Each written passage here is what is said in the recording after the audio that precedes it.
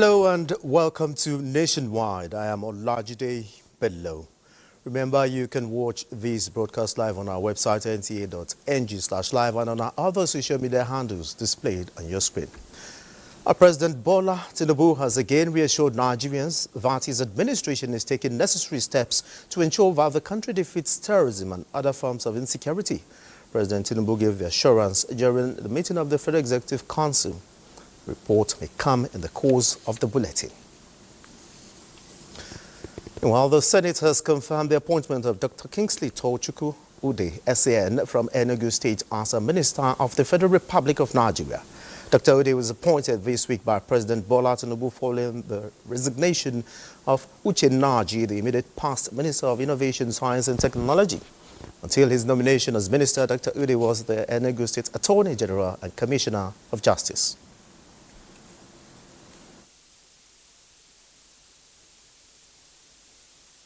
As a Minister of the Federal Republic of Nigeria, and I hope he will bring his wealth of experience to add to the Federal Cabinet, to add value, and then realize the hope, the renewed hope agenda of Mr. President.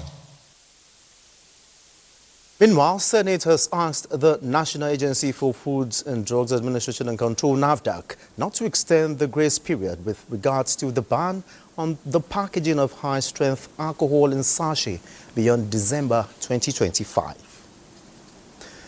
Nigeria has positioned itself as West Africa's climate action leader following its submission of the region's third national determined contribution, 3.0, to the United Nations Framework Convention on Climate Change.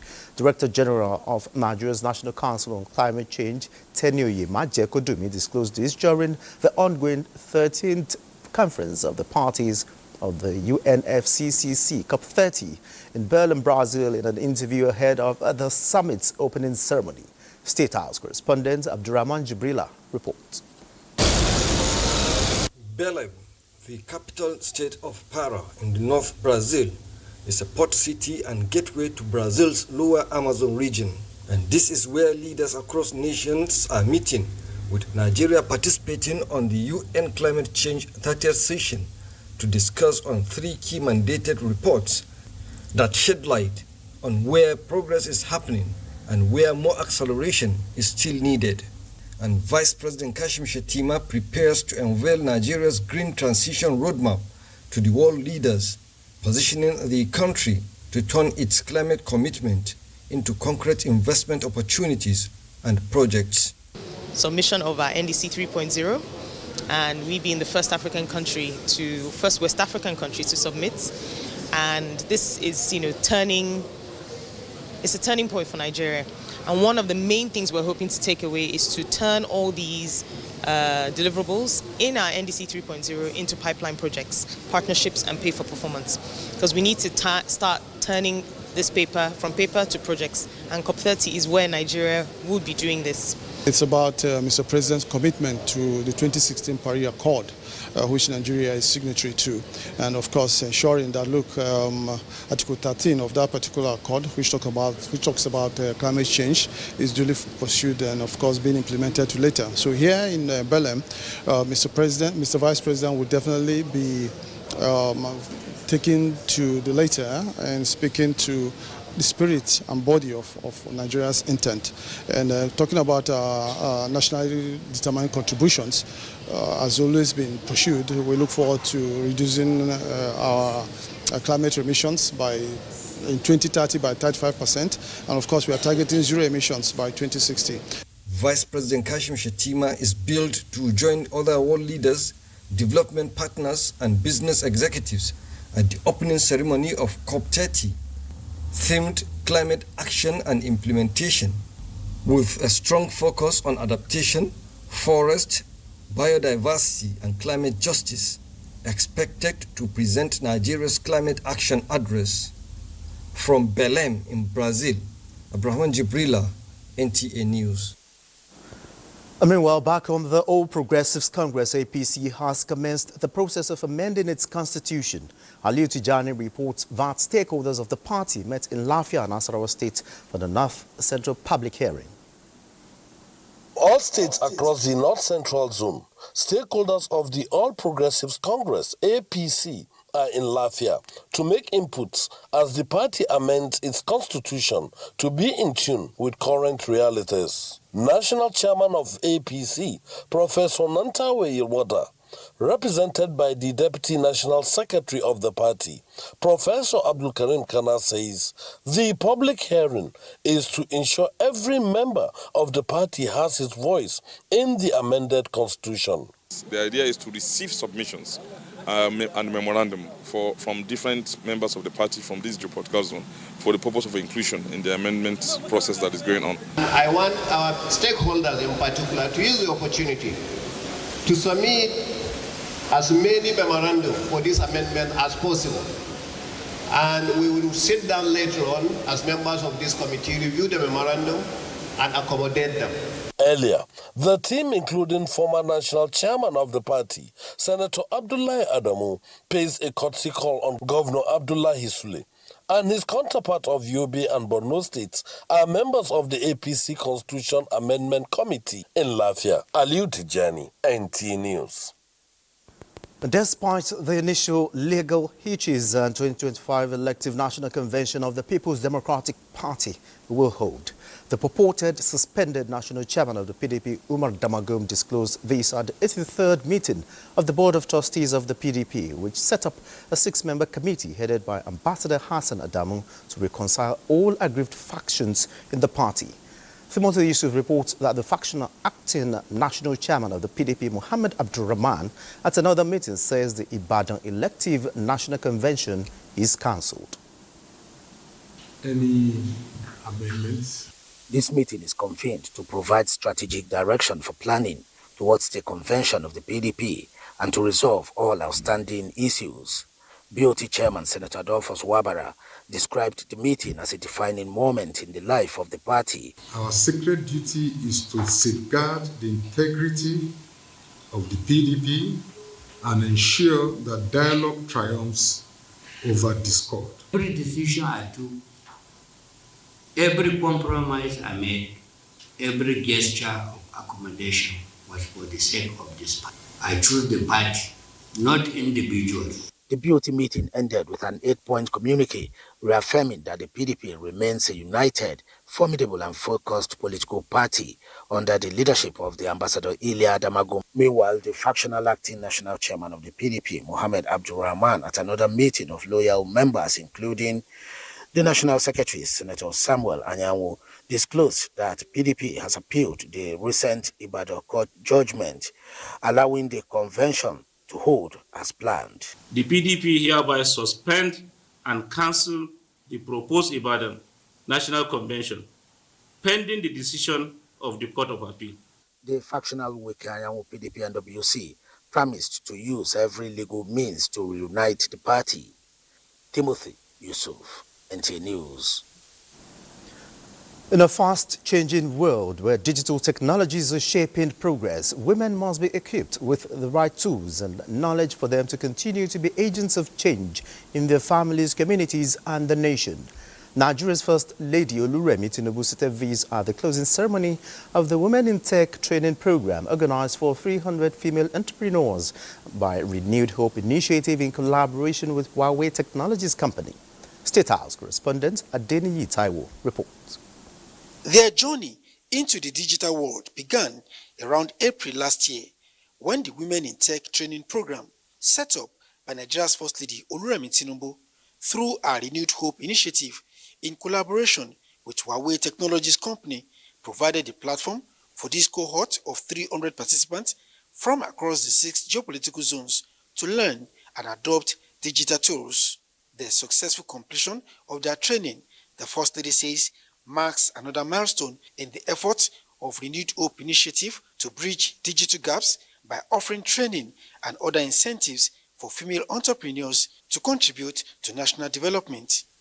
The participants in this group reflect the diversity and strength of Nigerian women, ranging from university students eager to step into the world of digital economy to business owners seeking to expand their enterprises through innovation to help them thrive in today's evolving technology-driven world. While applauding Huawei Technologies for the collaboration, she says the ultimate goal is to support the agenda of the federal government for inclusive growth and digital empowerment for all Nigerians. Your biggest strength is your ability to keep learning, evolving and adapting to new trends available for your growth in technology. Use your new skills to solve real problems in your various communities, because true innovation is only valuable when it improves lives. I charge you all to mentor others in your various businesses. Be a guide for young girls and women who think technology is not for them. We are all ambassadors of digital empowerment, and you carry with you the torch of innovation and the promise of change. The renewed hope is not just a slogan, but it is a reality where every Nigerian woman can dream, learn, and lead without limits. Use this certificate as a key to the world. Use it to build your product. With their certificate of participation and starter packs in hands, they stand at the threshold of the digital world, ready to unlock doors of opportunities as innovators, able and willing to build products and solutions. So we were taught how to use AI to generate our own businesses. It has made things very easy for me. In my research work, it helped me a very lot, even in my teaching. I want to expand it to other people too that are not from Nigeria, that are not from Imo State, that are willing to have a virtual class. Apart from this cohort, RHI partnership with other organizations, including the National Information Technology Development Agency, NITDA, has served to promote digital inclusion for women. From the banquet hall of the Presidential Villa, Adeni Itaiwo, NTA News. And let's head to Lagos, where Adiola Komiakere is standing by for more reports on Nationwide. Good afternoon, Adiola.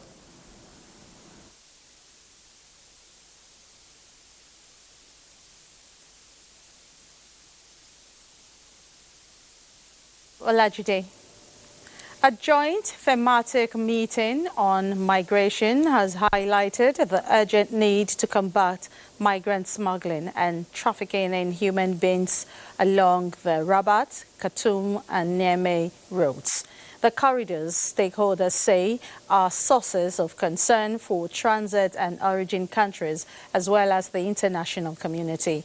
Hengino John Adams reports that the two-day meeting focused on strengthening prevention, protection and prosecution frameworks along the Rabat, Khartoum and Niamey corridors. Migrant smuggling and trafficking in human beings pose severe risk along African and European migration routes, especially the Rabat, Khartoum and Niamey corridors. From actions against human dignity, harsh weather conditions, to lack of access to food, water and medical aid. The member states of the European Union will... This is why these African and European partners are exchanging ideas with the aim of enhancing responses as well as ensuring coordinated efforts between origin, transit, and destination countries. We see a rise in this phenomenon, which are an abject form of modern slavery, and no single country can efficiently fight this. At the end of this meeting, we should be able to say that we provide an adequate advocacy on the regular pathways. Stakeholders agree that actions that will drive operational, institutional, and policy coordination are crucial in addressing the challenges. The Rabat, Khartoum, and Niamey process are crucial, very, very, very crucial, extremely crucial, because they connect networks that go beyond borders. We are at the intersection between the European and African partners' needs, and we really try to intercept those needs. From different countries being pulled together by a common interest, they speak in unity with a strong belief that their collective action will end migrant smuggling and trafficking in human beings, as well as ensure safer migration routes. In Lagos, Hinginu, John Adams, NTA News. Now to infrastructure. The Federal Ministry of Works has announced that starting from November 8, 2025, the Ido Bridge in Lagos will be closed to articulated vehicles to allow for the commencement of reconstruction work. Controller Works Lagos State Olukorede Kisha made this known while addressing the media as part of activities to create awareness on the development. Larry Belei has the details. The federal government have been talking about reconstruction of Ido Bridge for some time now, based on expert advice from the civil engineers after their thorough investigation of the bridge. They discovered that the bridge is old and it needs to be reconstructed. Saturday, Sunday, this Ido Bridge will be restricted to trailers, to long vehicles, articulated vehicles in general. Both bounds. It was built several years ago. It has not been really attended to. And now government want to attend to it. 3 major spans of the bridge will be demolished. So therefore, what that means is that there will be no access on this bridge. It will not be accessible. And then we will now reconstruct it back and bring it to the state it was during construction. While revealing that the reconstruction of the bridge will take 3 months, Controller Works Lagos State said alternative routes have been mapped out for motorists flying the Ido Bridge. So there will be a limit barrier there so that if you're coming from Apapa and you're going to Kata Bridge, you can no longer do that. Come next week, Saturday, Sunday, thereabouts. So you have to go back and take a Coste. You have to go back. You ramp up to Eco Bridge, and then you take Costain and go on Eco Bridge. So we're going to do one there. There will be one here too on Kata Bridge itself. When you're coming from Ilubiri and you're linking Kata Bridge, there will be a limit barrier there that will make sure that you don't descend to this Ido Bridge. Ido Bridge is important to Lagos road network. It's one of the bridges that connects Lagos Island to the mainland. Historically, it served as a terminus for the nation's first railway. Awareness campaign will be taken to all commercial bus drivers in their various unions in the state. In Lagos, Larry Belei, NTA News.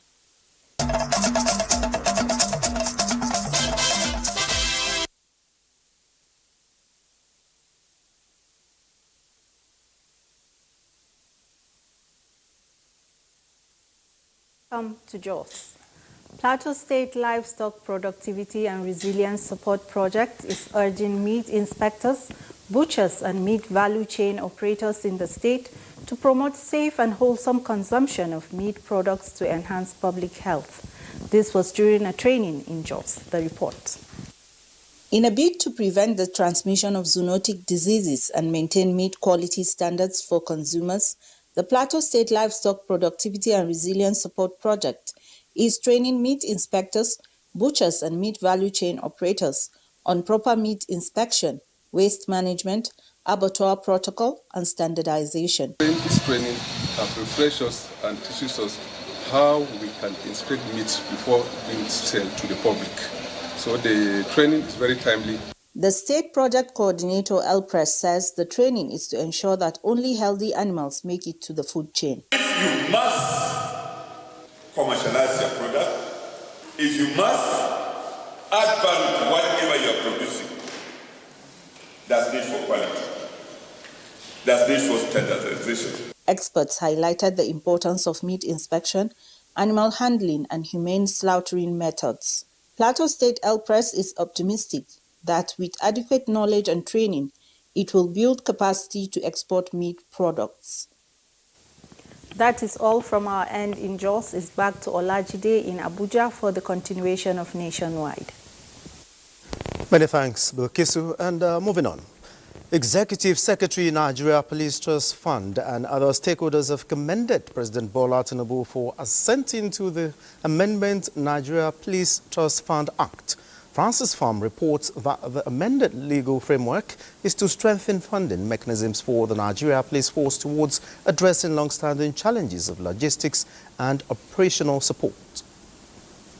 Adequate funding has long been a great impediment to effective policing in Nigeria, limiting response capacity, hampering training programs, and slowing acquisition and maintenance of vital operational tools. But the signing of the amended Nigeria Police Trust Fund Act into law by President Bola Tinubu is a game changer for the Nigeria Police Force. It is a step in the right direction, given that the approval of this bill to become an act will greatly reform and strengthen and also better reposition the Nigerian police for quality service delivery. Executive Secretary of the Nigeria Police Trust Fund, Mohammed Shaidu, expressed deep appreciation to the President for demonstrating strong political will to reposition the Nigeria Police Force. It gives it now a longer lifespan. It gives it more structure. So we're more on ground. So that's why I say we need to actually commend the President, first of all, for even signing the extension in the first place before this reenactment of the law, making this agency, making the trust fund an actual agency and removing the sunset clause. So commendation to Mr. President and the Police Council for actually making this happen. It sees that now we have an executive that has the will and that is willing to push this policing agenda forward. It is a very significant landmark that was actually done a couple of weeks ago. The assent to the Nigeria Police Trust Fund Act marks another milestone in Nigeria's journey towards modern, efficient and accountable policing, capable of confronting contemporary security challenges and restoring public confidence in law enforcement. Francis Farm, NTA News. The Rebuild Ariwa Initiative for Development has firmly rejected U.S. President Donald Trump's recent designation of Nigeria as a country of particular concern and its accompanying claims of a Christian persecution. The group labeled the foreign narrative as dangerous misinformation designed to sow religious and regional discord within the country and capable of intensifying the diplomatic friction.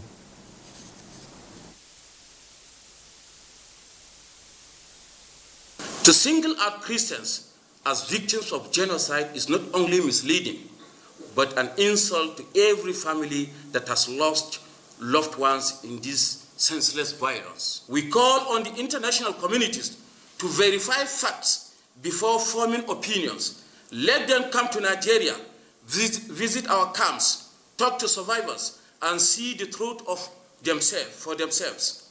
Our people are tired of propaganda. They need peace, justice and opportunity. Emphasizing that while the security challenges in Nigeria's north, central and the north are grave and demand immediate government action, framing them as purely religious persecution serves as external political agenda rather than addressing the root causes. A high-level stakeholders engagement on regional development and security is underway at the National Counterterrorism Center, Office of the National Security Advisor in Abuja. The forum aims to promote equitable and sustainable development across Nigeria while enhancing national security. Defense correspondent Ismail Musa reports that Vice President Kashim Shettima, in a message to the Guardian, urged the Nigerians to view ongoing efforts to further secure the nation as a shared responsibility.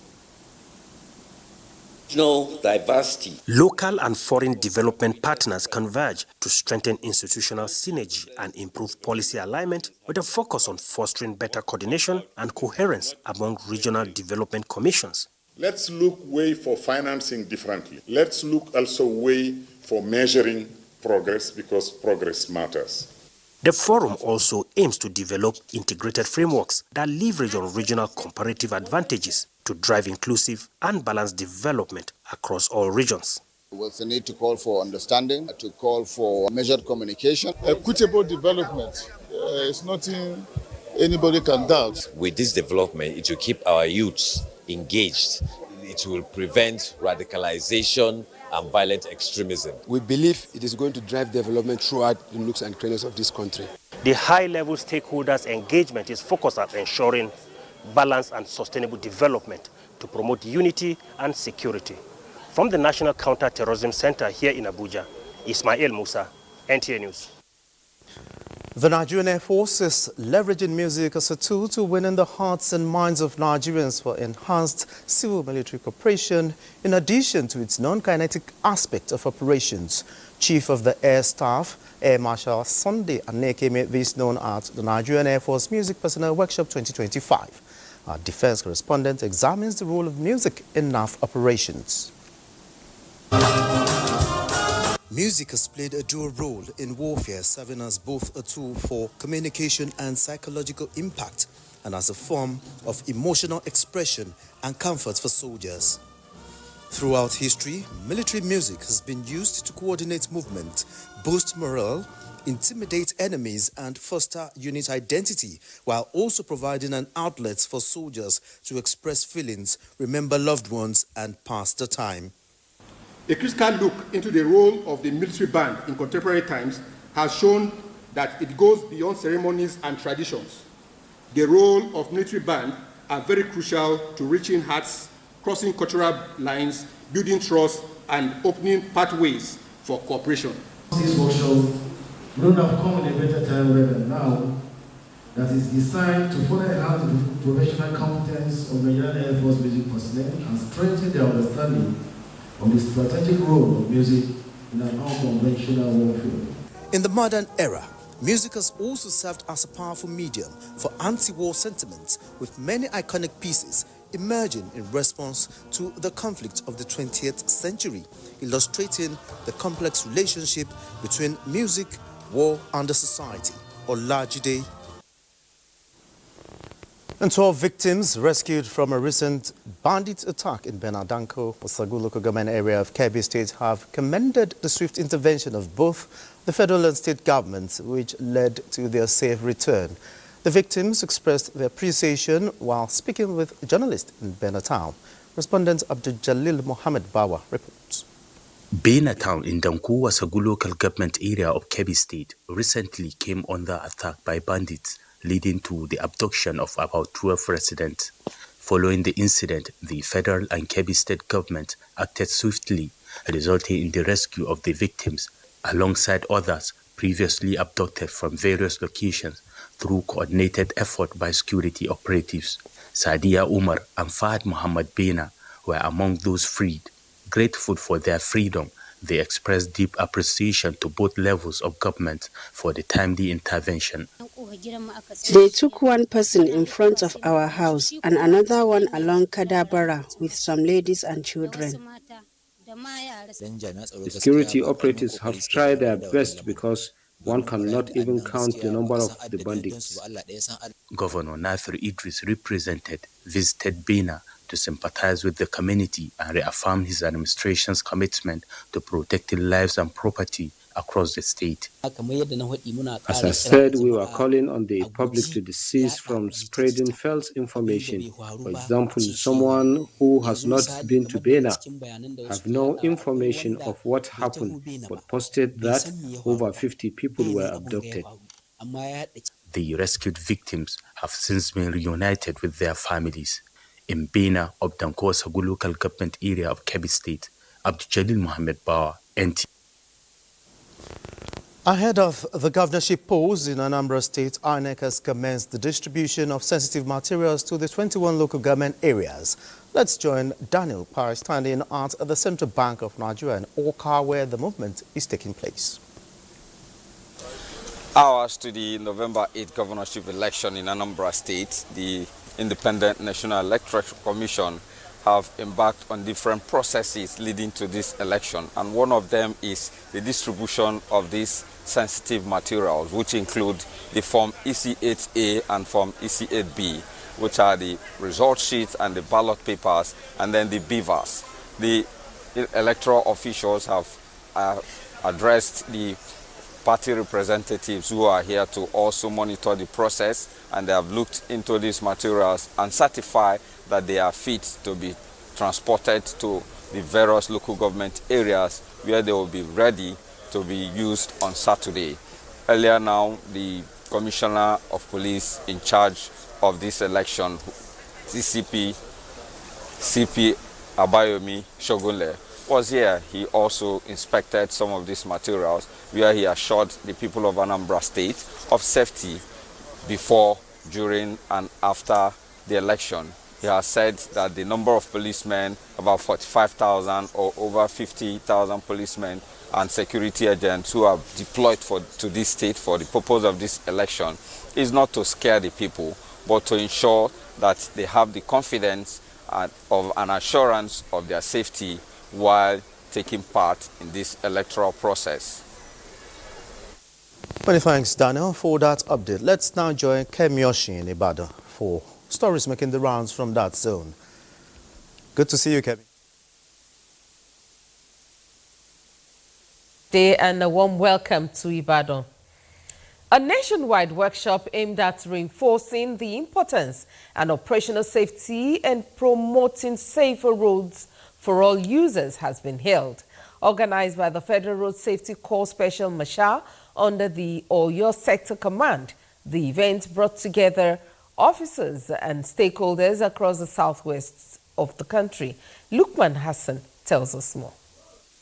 Declaring the workshop open, the Oyo State Sector Commander, Rosemary Allo, stressed the need for continuous retraining and collaboration among marshals to effectively tackle the challenges of modern road safety management. The Sector Commander emphasized that special marshals play a crucial role in complementing the effort of regular officers in ensuring accident-free highways. We've realized that much of the crashes that occur as a result of distracted driving. We don't want casualties on our road, so we want all motorists to ensure that they take adequate responsibility of the activity of driving. The workshop themed around enhancing security and safety strategies for special marshal operations provided participants with new insight and practical approaches to road management, enforcement, and public enlightenment. Participants had opportunity to be sensitized as special marshals on the need to remain vigilant and uphold professionalism while on duty. We are going to the Ember Month. We have to equip ourselves, remind ourselves of our duty, our role, in order to make our roads safe for all road users. Participants were reminded that road safety is a shared responsibility involving drivers, passengers, and the community at large. Motorists were urged to cooperate with FRSC officials, stay alert behind the wheel, and avoid distraction, particularly during the Amber Month, a period often associated with increased travel and higher accident risk. In Ibadan, Lukman Hassan, NTA News. And as the Nigerian Television Authority, NTA, continues to reposition for greater efficiency and relevance in the evolving media landscape, the Zonal Director, NTA by the Network Center, Taiwo Iterogba, has called for renewed commitment and professionalism among staff. He made this call during a working visit to NTA Osogbo as part of his ongoing familiarization tour to stations under the Ibadan Zonal Network. Temitope Odebumi reports. In his inspiring address to the staff, the Zonal Director emphasized the importance of dedication, commitment, and teamwork in maintaining NTA's reputation as a world-class television network. He stressed that every staff member plays a critical role in the organization's success and urged them to be proactive and innovative in their duties. I want to advise, like I was told, they have always been committed. They should continue to do so. They should do the best within their capacity to ensure that they stay focused so that the query of NTA Osogbo can return. The Zonal Director used the opportunity to reaffirm that NTA remains committed to delivering high-quality broadcasting services and maintaining its position as a world-class television network. In response, the General Manager NTA Osogbo, Abdulrazak Ajala, represented by Assistant Director Production Services, Wasiu Alabi, expressed gratitude for the visit and reaffirmed the station's commitment to upholding its responsibilities and contributing to the overall success of the NTA Ibadan Zonal Network Center. The high point of the visit is the comprehensive tour of NTA Oshogbo's facilities, allowing the zonal director to gain first-hand insight into the station's mode of operations. In Oshogbo, Temitope Odebumi, NTA News. And that concludes our contribution from Ibadan. It's back to Olajide in Abuja for more on Nationwide. Many thanks, Kemi. And moving on, the German business community is collaborating with the federal government with a view to export labor, build capacity and transfer skills. This is as the federal government looks at achieving a $1 trillion economy by the year 2030. Benny Adams reports that this was at a meeting between the Minister of Budgets and Economic Planning and the German Chamber of Commerce and Industry in Abuja.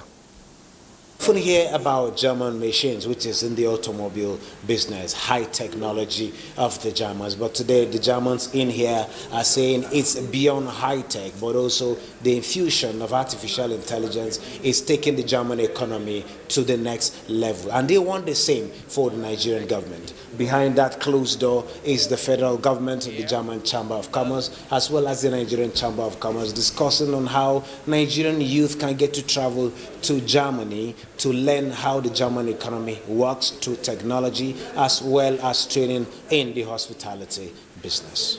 We had 24 industries represented, including automotive, banking and insurance, consulting, mining and minerals, retail, renewable energy, financial services, financial investors, wholesale, healthcare, trade, ICT, and other services like tourism or transport.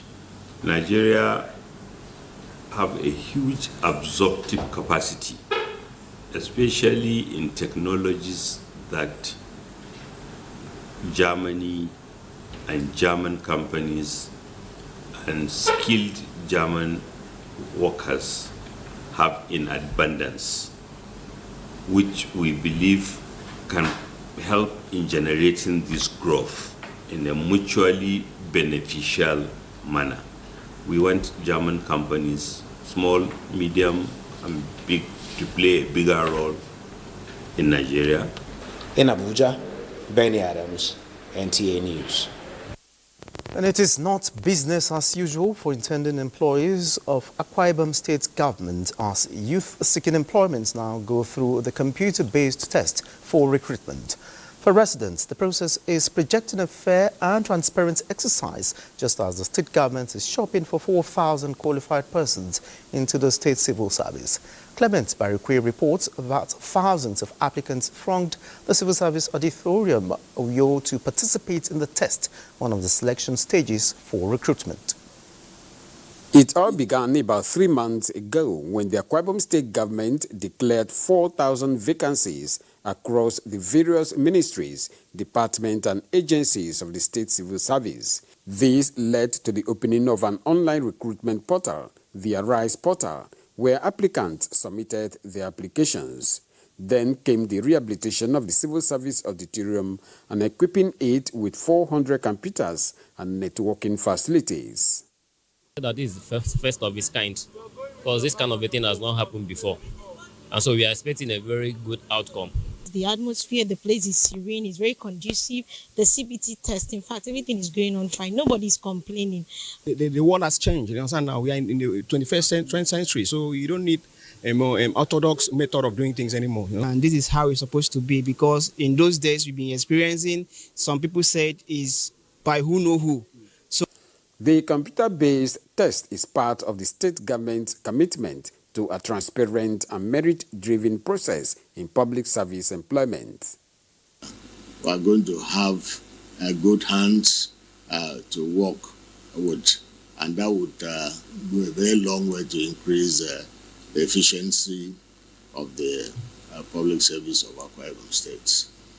As at the time the portal was closed in September 2025, more than 15,000 youth of Akwa Ibom origin had applied for the 4,000 vacancies. Clement Barikwe, NTA News. Now let's now join Clement Barikwe for more insight on this. Clement, you're on. Thank you so much. The last time the state government did mass recruitment was in 2021, and only 1,000 teachers were recruited at that time. So going by this, it means it has been a very long time that the government opened up recruitment for the public. This has over time created vacancies in the state civil service where people are retiring every year. A breakdown of the ongoing recruitment of 4,000 personnel into the state civil service shows that 1,000 will be deployed to the mainstream civil service. 1,000 will be absorbed by the State Secondary Education Board, while 2,000 are health personnel. The ongoing computer-based tests taking place will run in 5 streams daily, with candidates receiving their scores instantly upon submission of answers. This is not the last stage, as there will be oral interviews after the CBT might have been concluded. So residents are hopeful that the whole process remains fair and transparent as it is now.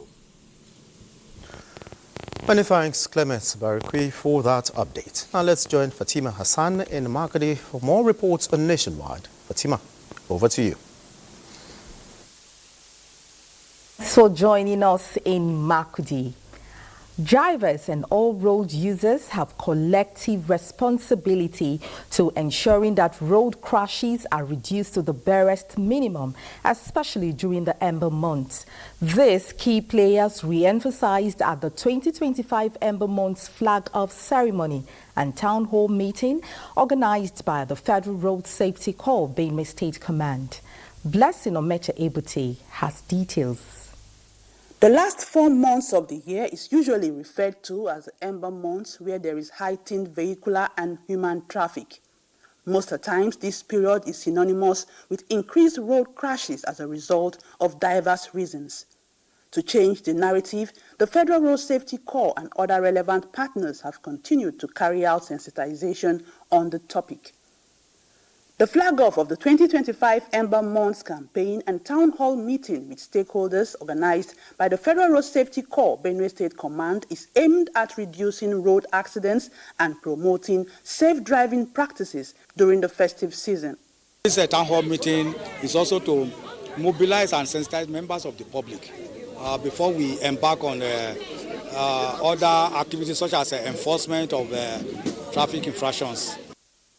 The campaign with the theme, "Take responsibility for your safety, stop distracted driving," key players say is not just apt, but a renewed call on drivers and passengers to ensure they observe traffic rules and avoid distractions, as a distracted driver is 4 times most likely to be involved in an accident. In driving, concentration is the key word, and that is what every one of us that is a driver, passenger, and any other road user should take away from this our town hall meeting. Discussing with passengers is not your business, okay? And then concentration, hands on the steering, eyes on the road. The FRSC reiterates its commitment to collaborate with transport unions, security agencies, and the media to promote a safe driving culture and achieve 0 road crash fatalities during the Ember months and beyond. In Makudi, Blessing Omeche Ebute, NTA News. On security matters, troops of Operation Wild Stroke have rescued 10 kidnapped hostages in Benue State. Acting Media Information Officer of the command, Lieutenant Ahmed Zubeiru, stated that the troops deployed at Kado while on mobile patrol along Zakibiam-Wukari Road received credible intelligence about an ongoing kidnapping activities at a location identified as Quarantine Checkpoint. The kidnappers were reported to be disguised in police uniforms, attempting to deceive unsuspecting road users. Upon receiving the information, the troops mobilized swiftly to the scene. On sighting the approaching soldiers, the kidnappers fled in disarray into nearby bushes. The troops immediately pursued the fleeing suspects, following their tracks deep into the forest. During the search operations, 10 kidnapped victims were successfully rescued. Among those rescued was Warrant Officer John Richard, personnel of 6th Brigade Band Jalingo, while 2 other victims are still unaccounted for as search operations continue. Meanwhile, the troops deployed at Zakibiam in Okum local government area intensified patrol, acted swiftly on activities in Wukari Junction, apprehended 4 suspects, Tese Yoyemen, Ondona Oruman, Shagba Dominic, and Solomon Kyotea. One of the suspects is an informant to a notorious kidnapper known as Matthew. Additionally, the troops deployed at Todonga, Katsnala local government area, alongside the Benue State Community Protection Guards, apprehended 3 suspect armed robbers along Mbache Road, robbing commuters. Items recovered during the series of operations include 1 motorcycle, drugs, 19,500 naira, toy pistol, 9 mobile phones, and 4 MP3 speakers. The Force Commander, Major General Moses Gara, commended the troops for their gallantry and professionalism and assured people of the force's unwavering determination to proactively combat criminals within the general areas. And that report wraps up our contribution from Makudi. It's back to Abuja for the rest of Nationwide. Many thanks, Fatima. In the stillness of prayer and the echo of rifle salute, Nigeria bids farewell to one of its quiet guardians, Major General Abdullahi Mohammed, retired, who passed away peacefully in Abuja at the age of 86. From the barracks to the presidency, his life stood for duty, humility, and a service to nation. Correspondent Ibrahim Dan Hamidou reports. Lorin, Kwara State. Major General Abdullahi Mohammed's life mirrored the evolution of Nigeria itself. At the Ansaruddin Central Mosque in Maitama, the faithful gathered for Salat al-Janazah. Highly professional when he was in service. From the mosque to the National Military Cemetery. In a ritual reserved for heroes, the rifles cracked the air and the bugles sounded farewell. This is indeed a monumental loss for Nigeria and for all of us that have worked with General Muhammad. A very nice person. In fact, you can never say, maybe if you don't know him, you will not see him a general. He was so simple, down to earth. A man who had the interests of the nation at heart, very, very religious, to the extent that whenever it is time for prayer, he always come out and pray. He was a good father. I'm Ibrahim Dan Hamidou, NTA News. Meanwhile, the Sultan of Sokoto and President General of the Nigerian Supreme Council for Islamic Affairs, His Eminence Muhammad Saad Abubakar, has extended heartfelt condolences to the family of late Major General Abdullahi Mohammed, former Chief of Staff to ex-President Olusegun Obasanjo. In a statement, his media team indicates that the Sultan also conveys his sympathies to the Emir of Ilorin and the government of Kwara State over the loss of one of their distinguished sons. Describing the late general's passing as sorrowful, though inevitable, the Sultan praised Muhammad's life of service, discipline and patriotism. He, Sultan, says Allah gives life and takes it at any time, and prays that Allah forgives him his sins and repose his soul in Al-Jannah Firdaus.